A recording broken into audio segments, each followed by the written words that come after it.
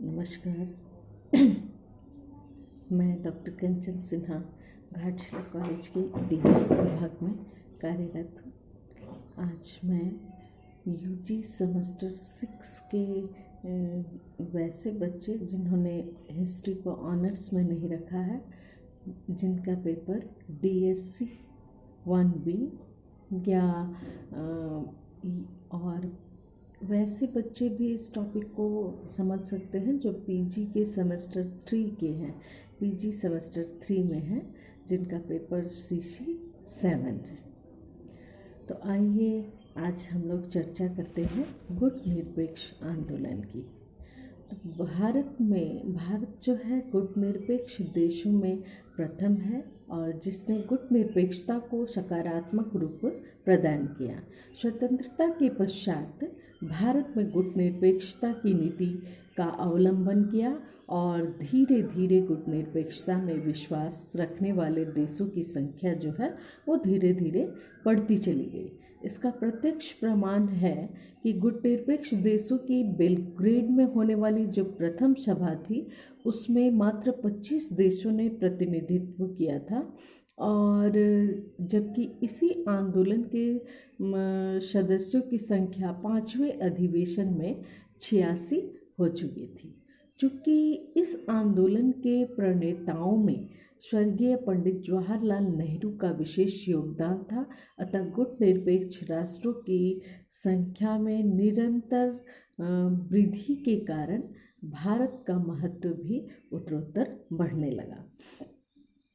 अब हम लोग आते हैं गुट निरपेक्ष आंदोलन के या गुट निरपेक्षता के अर्थ क्या है।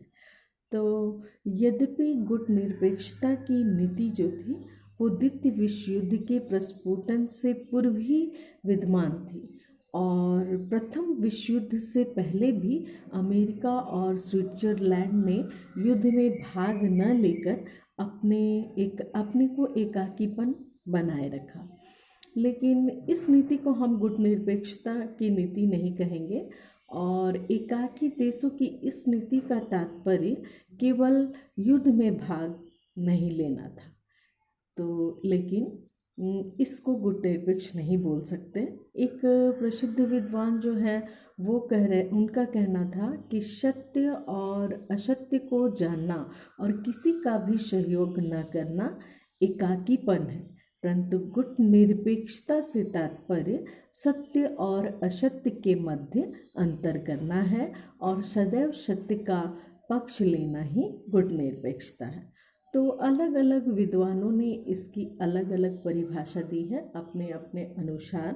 तो सामान्य रूप से गुट निरपेक्षता का अर्थ किसी भी दल से सहयोग ना करना अथवा किसी देश से की गई संधियों के साथ जो है वो नहीं जुड़ना।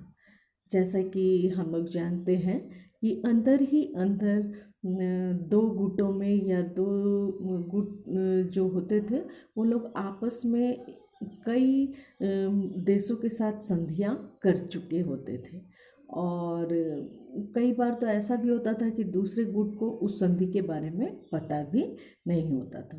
तो इस प्रकार किसी भी गुट में सम्मिलित नहीं होना, यही गुट निरपेक्षता है। किंतु हमारे स्वयं जो है वो किसी भी संघर्ष के पक्ष में और विपक्ष में बिना उसको जांचे परखे किसी के भी पक्ष में नहीं रहना, यही गुट निरपेक्षता कहलाती है। गुट निरपेक्षता की विशेषताएं जो है वो इस प्रकार है। नंबर 1, कोई भी गुट निरपेक्ष देश किसी भी देश के साथ सैनिक समझौता जो है वो नहीं कर सकता है। नंबर 2, यह एक शांतिपूर्ण नीति है और इसकी प्रमुख विशेषताएं यह है कि वह पड़ोसी देशों से मैत्री संबंध स्थापित करे, और एक गुट निरपेक्ष देश संकीर्ण दलगत व्यवस्था से स्वयं को दूर रखता है, और इस प्रकार वह विश्व के 2 सैनिक शिविरों में से बंटने से अपने आप को रोकता है।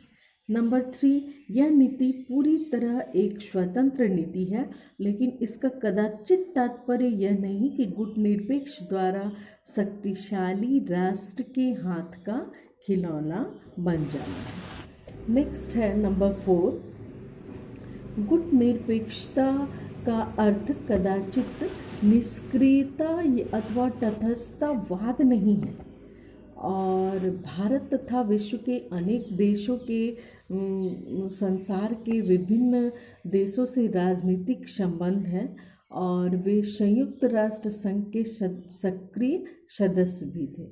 इस प्रकार गुटनिरपेक्षता एक सक्रिय नीति है और इसका मुख्य उद्देश्य शांति बनाए रखना और राष्ट्र के हित से है। नंबर 5, यह एक ऐसी नीति है जो विभिन्न देशों के मध्य सेतु का निर्माण करती है और पूर्व निर्मित संबंधों के अस्तित्व को कोई हानि नहीं पहुंचाती है। नेक्स्ट नंबर 6, यह एक सकारात्मक नीति है। यह राष्ट्रों के मध्य मतांतरों को उत्तरोत्तर कम करती जाती है। आइए अब आगे हम लोग जानते हैं कि गुटनिरपेक्ष आंदोलन में जवाहरलाल नेहरू जी की भूमिका क्या थी। तो जवाहरलाल नेहरू की भूमिका, नेहरू जी एक दूरदृष्टा राजनेता थे और वे चाहते थे कि विश्व में स्थायी शक्ति की स्थापना की जानी चाहिए। वे एशिया और अफ्रीका जैसे विकासशील देशों को युद्ध की विभीषिका से बचाना चाहते थे और उनके प्रयासों से 1955 ईस्वी में इंडोनेशिया की राजधानी बांडुंग में अफ्रीकी एशियाई देशों का सम्मेलन जो है वो आयोजित किया गया और इसमें अफ्रीका, एशिया के विभिन्न देशों ने भाग लिया। इस सम्मेलन में अमेरिका और रूस के समर्थक देशों के मध्य मतभेद खुलकर सामने आए, परंतु इस सम्मेलन की यह उपलब्धि रही कि आर्थिक सांस्कृतिक सहयोग तथा राष्ट्रों के निर्णय का अधिकार तथा उपनिवेशवाद के विरोध पर सर्वसम्मति से प्रस्ताव पारित किया जा सके। इस सम्मेलन में मानवाधिकारों की सुरक्षा हेतु संयुक्त राष्ट्र संघ की घोषणा का भी समर्थन किया गया था।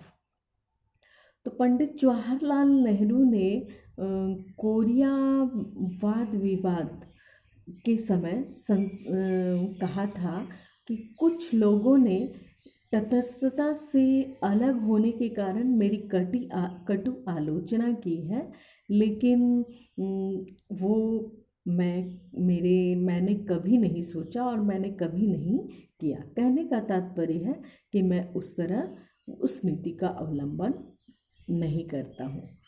और अमेरिका में अपने संबोधन में भी उन्होंने कहा था कि जहाँ स्वतंत्रता को खतरा हो और न्याय को चुनौती दी जाए अथवा जहाँ आक्रमण हो, हमें कभी भी तटस्थता हम नहीं हो सकते और ना कभी होंगे।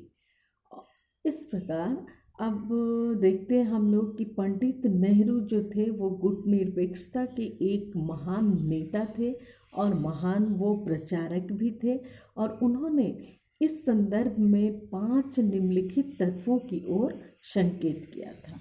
वो तत्व क्या क्या थे? नंबर 1, गुटनिरपेक्ष देशों की एक स्वतंत्र नीति होनी चाहिए। नंबर 2, इन्हें उपनिवेशवाद का विरोध करना चाहिए।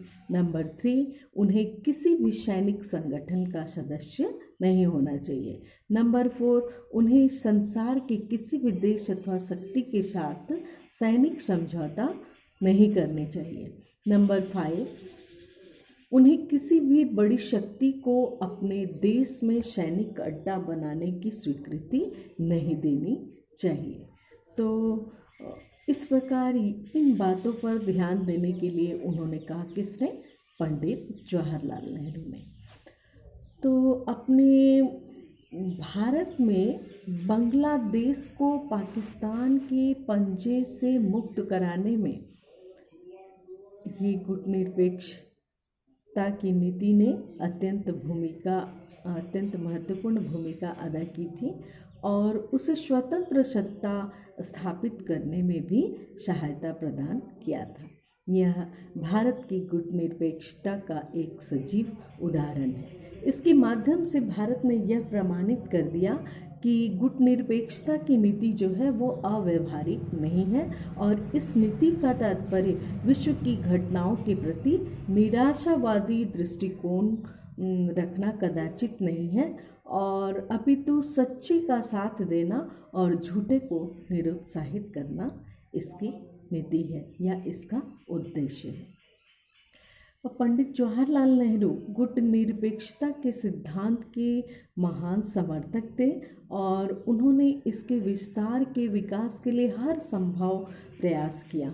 इस नीति की अभिव्यक्ति गुटनिरपेक्षता आंदोलन के समर्थक देशों ने किया और समय समय पर इसको हम लोग ऐसे देख सकते हैं कि हर अधिवेशन में उन्होंने समय समय पर भाग लिया और उनकी जो इस ओर जो रुझान थी वो स्पष्ट नज़र आती है और परस्पर सद्भावना, सहयोग की भावना, सौहार्द की भावना गुटनिरपेक्ष देशों के साथ हम लोगों को ये देखने को मिलता है और इसके कारण उन गुटनिरपेक्ष देशों की स्थिति जो है वो सुदृढ़ हुई और अंतर्राष्ट्रीय राजनीति में उसके महत्व में भी वृद्धि हुई।